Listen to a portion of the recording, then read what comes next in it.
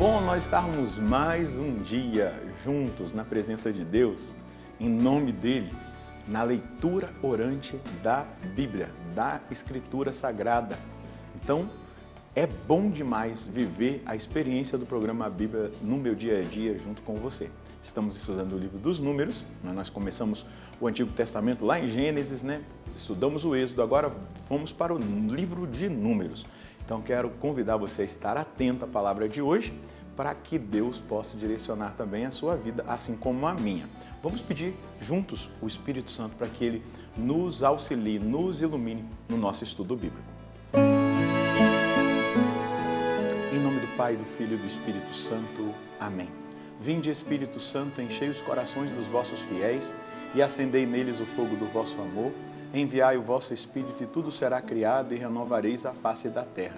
Oremos, ó Deus que instruíste os corações dos vossos fiéis, com a luz do Espírito Santo. Fazei que apreciemos retamente todas as coisas, segundo o mesmo Espírito, e gozemos sempre da sua consolação por Cristo Senhor nosso. Amém. Vamos já para o segundo capítulo do livro dos Números. Então pega aí a sua Bíblia, o seu caderno. Vamos anotar o texto que a gente vai meditar hoje. Números capítulo 2, versículos de 1 a 34. Números capítulo 2, versículos de 1 a 34. Vamos ler o texto juntos e depois meditá-lo.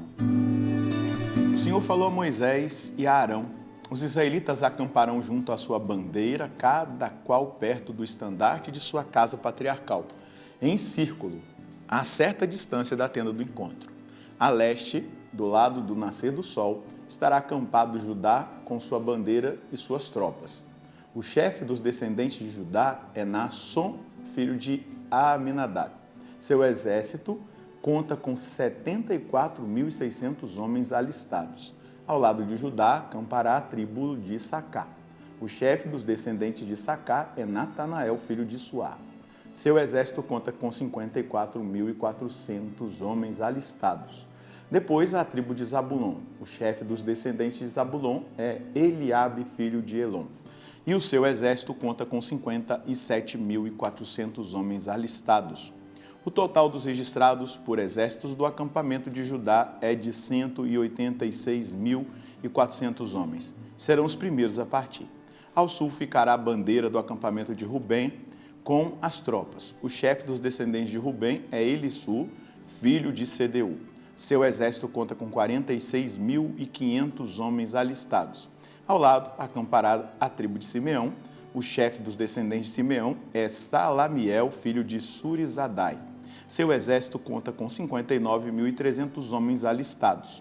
Depois, a tribo de Gade. O chefe dos descendentes de Gade é Eliasaf, filho de Deuel. Seu exército conta com 45.650 homens alistados. O total dos registrados por exércitos do acampamento de Rubem é de 151.450 homens. Serão os segundos a partir. Depois partirá a tenda do encontro e o acampamento dos levitas, no meio dos outros acampamentos. Cada um partirá conforme tiver acampado, seguindo sua bandeira. O ocidente ficará a bandeira de Efraim com seu exército. O chefe dos descendentes de Efraim é Elisama, filho de Amiúde. Seu exército conta com 40.500 homens alistados. Ao lado, acampará a tribo de Manassés. O chefe dos descendentes de Manassés é Gamaliel, filho de Fadassu. Seu exército conta com 32.200 homens alistados. Depois, a tribo de Benjamim. O chefe dos descendentes de Benjamim é Abidã, filho de Gedeão. Seu exército conta com 35.400 homens alistados. O total dos registrados por exército por acampamento de Efraim é de 108.100 homens. Serão os terceiros a partir. A norte ficará a bandeira do acampamento de Dan com seu exército. O chefe dos descendentes de Dan é Aiezer, filho de Amizadai. Seu exército conta com 62.700 homens alistados. Ao lado acampará a tribo de Assé. O chefe dos descendentes de Assé é Fegiel, filho de Ocrã. Seu exército conta com 41.500 homens alistados. Depois, a tribo de Neftali. O chefe dos descendentes de Neftali é Aíra, filho de Enã. Seu exército conta com 53.400 homens alistados. O total dos registrados do acampamento de Dan é de 157.600 homens. Serão os últimos a partir por ordem de bandeira. É esse o recenseamento dos israelitas segundo as casas patriarcais. O total dos alistados dos acampamentos repartidos em exército foi de 603.550 homens. Os levitas, porém, conforme o Senhor tinha mandado a Moisés, não figuram no censo com os israelitas. Os israelitas fizeram exatamente como o Senhor havia ordenado a Moisés, acampando por ordem de bandeira e partindo cada um por ordem de clã e casa patriarcal. Olha que interessante, Deus vai ali organizando o acampamento, vai colocando todas as coisas em ordens, dando até mesmo ali a direção de quais as tribos que deveriam ir primeiro, né, àqueles exércitos para marchar no deserto adentro, porque eles teriam que enfrentar os povos que já moravam ali. Então existe uma organização. A organização, a ordem, é um princípio muito importante para tudo, a nossa vida. E perceber lideranças e perceber que existem hierarquias que devem ser obedecidas. Quando nós olhamos para a vida da igreja, a gente vê a igreja organizada, né? Então existe uma hierarquia, o Papa, né? Os bispos ali, os cardeais, né? Que são bispos, os arcebispos, bispos, e depois os padres, vigários, né, as paróquias, tudo aquilo que tem hierarquicamente na igreja. Da mesma maneira, na Canção Nova existe uma hierarquia que deve ser obedecida e é importante que nós entendamos isso. Mas também na nossa vida espiritual precisa ter hierarquia, ordem, a gente precisa colocar os valores naquilo que tem mais valor na nossa vida. E a própria disposição dessas tribos, ela nos dá um entendimento muito profundo que a gente pode colher como direção espiritual, como Deus dirigindo a nossa vida espiritual. Em que sentido? Você percebeu que todas as tribos estão ao redor da tenda do encontro, do tabernáculo, da tribo de Levi, exatamente porque Deus precisa estar no centro. Ele é o primeiro na hierarquia. Então, se nós colocarmos Deus no centro da nossa vida, se nós colocarmos Deus no centro da nossa casa, se nós colocarmos Deus no centro das nossas cidades, se nós colocarmos Deus no centro dos nossos estados, do nosso país, se a gente colocar Deus no lugar dele, nós vamos colher os bons frutos daquilo que nós estamos buscando. Porque é dele que vai vir a direção, é dele que vai vir a proteção, é dele que vai vir a fortaleza em todos os combates que nós tivermos que intensificar, né, esses combates e enfrentá-los. É do Senhor que vai vir o nosso socorro, mas ele precisa ser o centro. Ele precisa ser o centro de tudo. Nós estamos gravitando em torno desse centro que é Deus.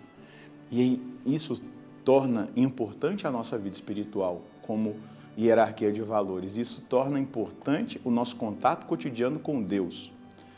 Deus precisa ser colocado no centro da sua casa. Então, se você puder rezar em família, colocar Deus no centro, ensinar isso para os seus filhos. Deus precisa ser o centro da sua realidade de trabalho. Quando a gente coloca Deus no centro de tudo, nós vamos percebendo aí a ação, o cuidado, a bênção de Deus em cada detalhe da nossa caminhada. Mas ele precisa ser o centro. Deus tem sido o centro da sua vida?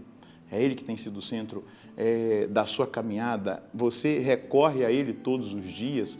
Você coloca o Senhor em todas as realidades que você vive? Ou você vive distraído, esquece de Deus, só lembra quando você precisa? Não, é importante que Deus esteja no centro.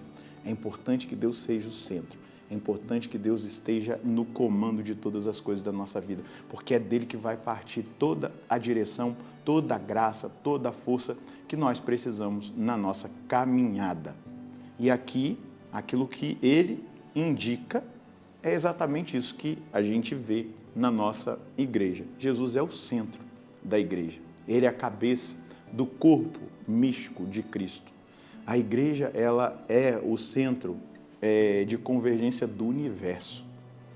Você pode perceber, gente, quando as igrejas foram fechadas na pandemia, parece que tudo ficou desregulado. A partir da vida, nossa, mas até a natureza demonstra, a gente percebe que a natureza ficou mais violenta, logo após a pandemia. Vá fazendo uma leitura para você ver. Porque a igreja é o centro. Deus precisa ser o centro. Ele precisa estar no centro de todas as coisas. E eu te peço, coloca Deus no centro da sua vida. Qual é a mensagem que nós escolhemos hoje da parte do Senhor? Quando colocamos Deus no centro da nossa vida, da nossa existência, da nossa família e de tudo o que fazemos, tocamos no socorro e no cuidado dele em cada detalhe e circunstância que nos acontecem. Ele deve ser o primeiro, o tudo, e dele deve partir toda a direção para a nossa vida. O Senhor é acessível, Ele se deixa encontrar e só Ele pode colocar em ordem todas as coisas na nossa vida e na humanidade. Se pelo menos nós cristãos, católicos, entendermos isso e colocar Deus no centro, a carta de Ogneto vai dizer assim, que os cristãos são a alma do mundo, mas nós precisamos nos posicionar. Parece que em alguns lugares essa alma está arrefecida, como que quase morrendo, quase se apagando. Não, nós temos que reacender a chama do amor, da força de Deus, da oração, da intercessão e colocar Deus no centro. A partir daí, nós também seremos instrumento de bênção para aqueles que nem acreditam em Deus, mas nós o sustentaremos com as nossas orações e com o nosso testemunho. Vamos rezar? A minha oração não pode ser outra, Senhor, do que dizer que eu te coloco no centro da minha vida, no centro da minha casa, da minha família, no centro da minha comunidade Canção Nova, aqui em Brasília. Eu coloco o Senhor no centro de todas as dimensões do meu viver e do meu existir, porque eu quero, a partir do Senhor, seguir os passos, as indicações que o Senhor der. Eu quero colocá-lo, Senhor, acima de tudo e de todos. O Senhor sendo o primeiro na minha vida. Ao acordar, é em Ti que eu quero pensar.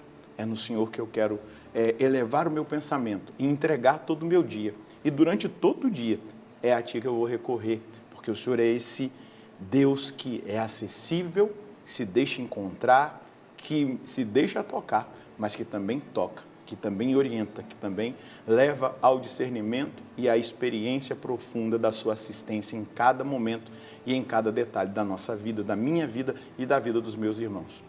Eu tenho certeza que agora cada um que fez o estudo bíblico comigo está dizendo isso.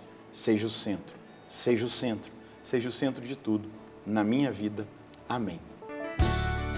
Dessa maneira, meus irmãos, colocando Deus no centro, Ele é o principal, é dele que vem toda a graça que nós precisamos para vencer os nossos combates, a nossa batalha espiritual, tudo aquilo que nós enfrentamos, é aí que nós vamos percebendo o cuidado, a orientação, a iluminação que vem dele e somente dele. Vamos dar esse passo, coloca Deus aí no centro da sua casa, no centro da sua vida, do seu trabalho, de tudo que você fizer. Depois você vai testemunhar que a sua vida ficou diferente. Ficou mais leve, mas também mais direcionada. E isso não quer dizer que nós não vamos ter problemas. Isso quer dizer que nós vamos olhar para os problemas de forma totalmente diferente. Deus abençoe você e a sua família. Nós nos encontraremos no próximo programa, se Deus quiser, no nome do Pai, do Filho e do Espírito Santo. Amém.